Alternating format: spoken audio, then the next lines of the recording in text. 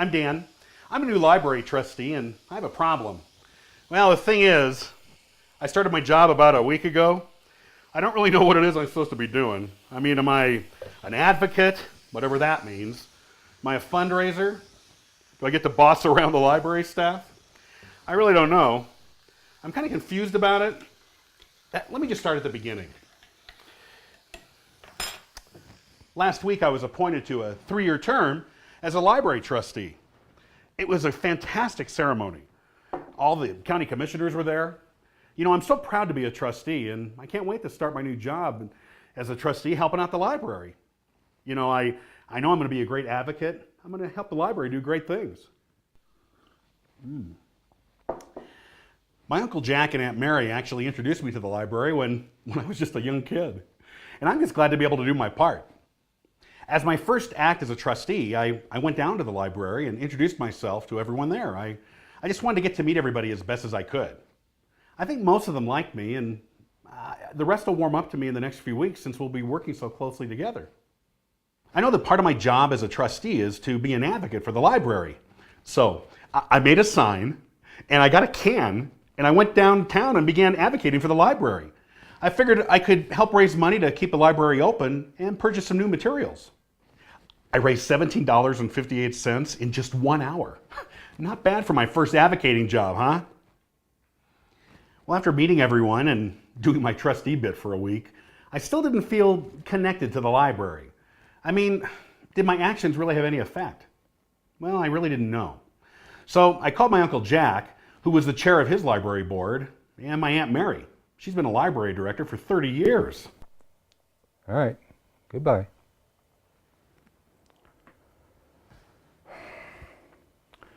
Our nephew Dan has always been a good kid. We are so proud of him now that he's a library trustee, but he's having some problems, and we are glad to help him. We only hope that sharing our 50 years of combined library experience will help him in his library. We made our mistakes too, so maybe we can help him avoid some of them as he learns about his library duties. First of all, I told Dan that he should take on this assignment with an open mind. Like all new trustees, Dan came to the table with some knowledge and thoughts about the library, how things in the library should be done, and how the library needs to better serve the community. I told him that he'll have plenty of time to develop and present those ideas to the other board members, but he first needs to understand what his role is and how he can best do his job. And I told Dan that he needs to remember that as a trustee, he represents the entire county on the library board.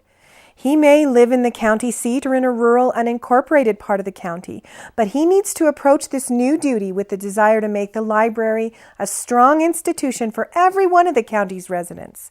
Dan should also remember that he is one member of a team and that it is the team's decisions and actions that are important. Dan should work through the board, not against it or around it. I give Dan credit for understanding that people often think that library funds are not used evenly between the library headquarters and the branches, or that services need to be improved to part of the community. But I told Dan that before advocating, as he said, on this issue, he should have asked the library director and the board why things are the way they are. If he was unsatisfied with the answer, he could have come up with alternatives or suggestions.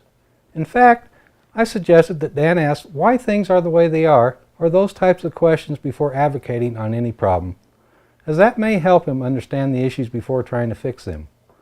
I told Dan that besides representing the entire county, one of his biggest jobs as a board member will be setting policies for the management of the library. Dan will be regularly reviewing, revising, and developing policies on how residents can use the library, how the library staff provides services, and how the director manages the budget, and how the staff are treated. Managing policies is an ongoing part of every trustee's work and requires research on public libraries and a number of professional resources so that the big picture of libraries can be seen. We wanted Dan to understand that his other big responsibility is to be a strong advocate for the library with the county commissioners and state legislators. There are issues related to funding, censorship, internet filtering, and library operations that will need Dan's attention and action. He will need to be ready to speak to those elected officials and community groups about the importance of the library and his enthusiasm for the library. But first, he needs to become informed and be certain he is following board policy on the issues. Advocacy is not necessarily raising money for the library. It is not necessarily letting people know that the library needs their support. It is letting people know about the value of the library for individuals, for groups, and for the entire community. I also told Dan that he needs to attend all of the board meetings he can and come prepared. I found out that when I've missed a meeting, I'm in catch-up mode because of the discussion, staff presentations, and actions taken by my colleagues. And I quickly realized in my first months on the board that I needed to give some extra personal time to reading and understanding material sent by the director or subcommittees of the board. I also needed to read outside material on the libraries to get a wide-angle view of the library situation.